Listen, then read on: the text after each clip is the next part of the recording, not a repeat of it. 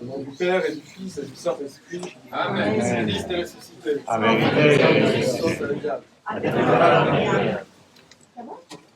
La semaine dernière, nous étions avec l'apôtre Thomas et nous pouvions, avec lui, avec ceux qui étaient présents au Sénat, toucher le corps ressuscité du Christ, mettre nos mains dans son côté, dans ses plaies, et nous vivions ce contact unique, incroyable, que permet l'Église à tous ses baptisés, à tous ses membres, c'est-à-dire un contact avec le Dieu ressuscité.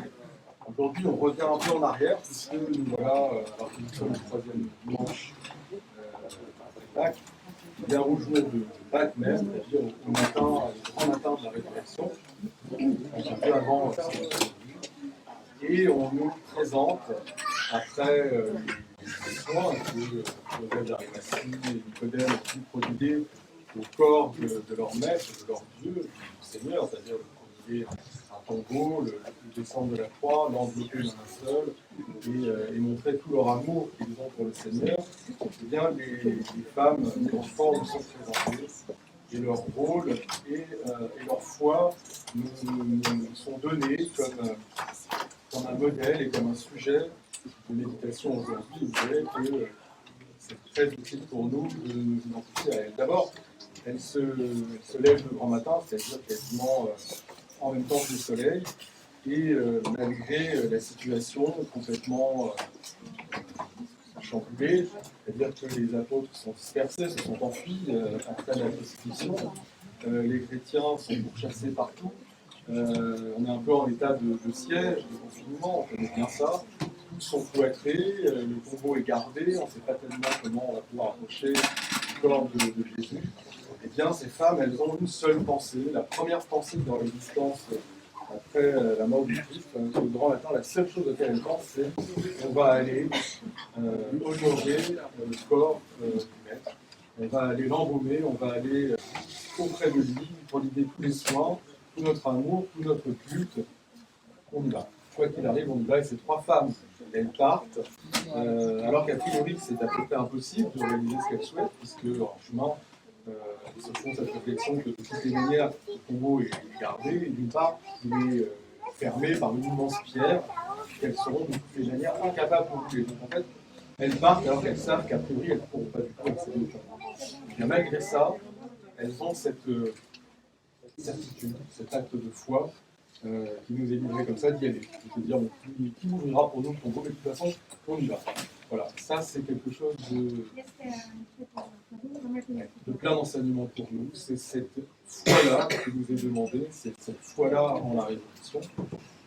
Et évidemment, lorsqu'elle arrive, le tombeau est ouvert, elles constatent que l'endroit est vide, et donc l'ange leur apparaît, de là à connaître de la médiation angélique qui intervient dans nos vies, dans notre existence. Et puis les pères utilisent aussi une belle image pour nous, qui est de dire que finalement, voilà, c'est par le ministère angélique que lorsque nous nous engageons à venir apporter le sacrifice de nos prières comme un encens agréable, comme des aromates agréables au Christ, eh bien l'ange roule la pierre qui cache notre cœur, qui ferme notre cœur, qui est tel un tombeau, pour que nous puissions y entrer et constater la résurrection. Voilà, c'est absolument grave.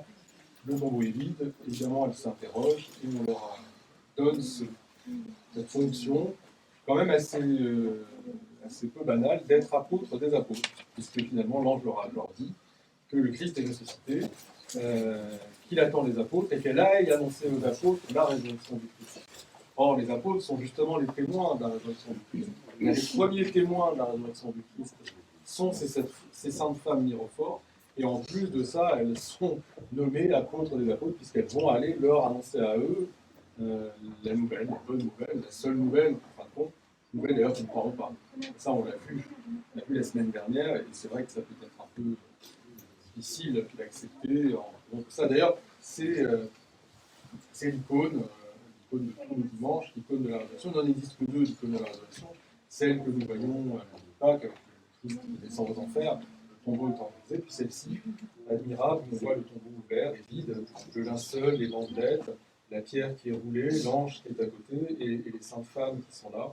Alors bien sûr, le Christ est derrière, il est représenté. Normalement, il n'est pas, parce qu'il n'est pas présent. lors de la scène qui vous est décrite, mais ça c'est pour que notre foi et nos prières soient orientées sur cette icône.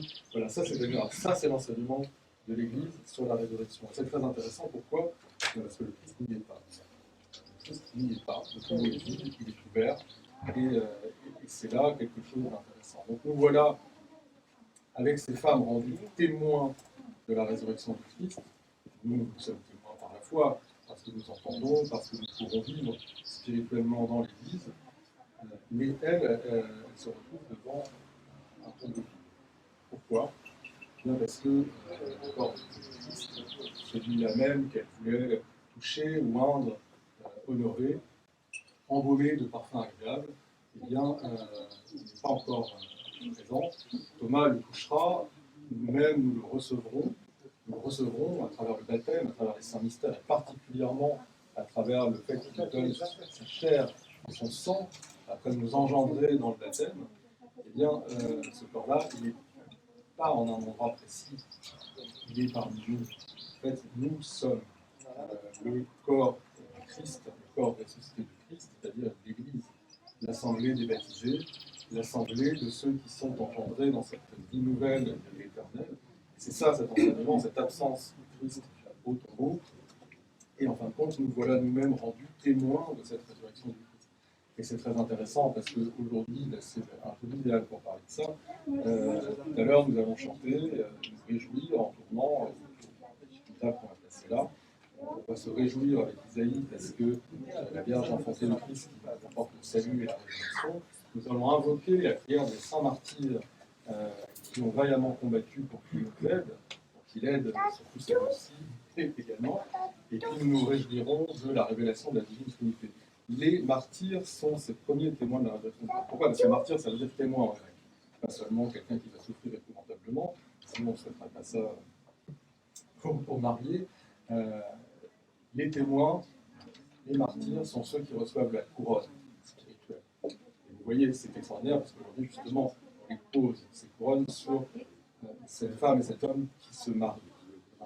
Et parce qu'ils vont devenir, ils endossent à travers ce mystère supplémentaire, en plus du baptême, en plus de l'Eucharistie, et bien par ce mystère du mariage, ils acceptent de devenir en eux-mêmes une Église en tant que telle et d'endosser ce rôle de témoigner de la résurrection du Christ, annoncer que le Christ est ressuscité, comme les saintes femmes, comme après les apôtres, et eux-mêmes, par leur vie, et on va le manifester par les prières qui ont été dites, par les mouvements qui vont être faits, la coupe avec les miroirs, l'encens, c'est ça, ce sont les aromates, ce sont toutes ces choses-là, et bien leur vie va tourner autour du Christ ressuscité, autour du soin qu'ils vont porter à cette résurrection, comme les saintes femmes l'avaient fait, comme Thomas, ça devient une réalité.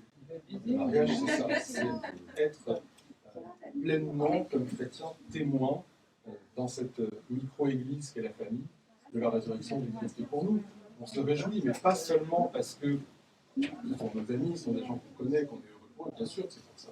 Pas seulement parce qu'ils sont membres de notre communauté, et que socialement, c'est un événement, que c'est quelque chose d'important, que ça fonde la société. Oui, c'est une chose aussi, et on se réjouit de tout ça. Mais c'est aussi parce que nous prenons conscience qu'ils sont, et qu'ils deviennent, et qu'ils amplifient, et qu'ils nourrissent le corps ressuscité du Christ, qui est nous-mêmes. Nous sommes absorbés par le corps ressuscité du Christ lors de notre baptême, lors de notre Eucharistie. Nous en témoignons lors du mariage, lors de l'ordination, le rituel est presque le même. Dans notre vie de chrétien, c'est de ça qu'il s'agit. Nous prenons conscience que tout cela réfère à la réalité dans notre vie de la présence permanente du Christ ressuscité parmi nous, rendu possible par les saints mystères, donc par cet Esprit Saint qui le manifeste dans nos rites, dans les saints mystères, dans nos prières. Et nous sommes comme ces saintes femmes, chaque fois que l'on prie, chaque fois que l'on fait quelque chose les uns pour les autres, c'est bien c'est au corps du Christ que nous apportons ce soin-là. Nous touchons le corps du Christ ressuscité, nous communions les uns aux autres. Je ne vais rien faire moi-même tout seul. Et ma prière, elle ne peut pas être individuelle et uniquement. C'est impossible. Nous sommes membres les uns des autres et tous membres du corps du Christ. C'est ce qui constitue l'Église. Et c'est ça, notre part, la part que nous avons de notre vivant à la résurrection.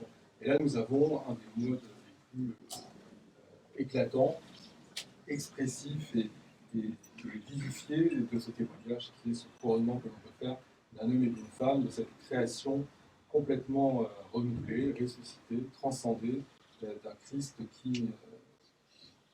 que nous constituons tous et qui nous vivifie. Voilà, cet événement qui nous réjouit et qui est chargé de tous ces enseignements. Le Christ est ressuscité. Amen.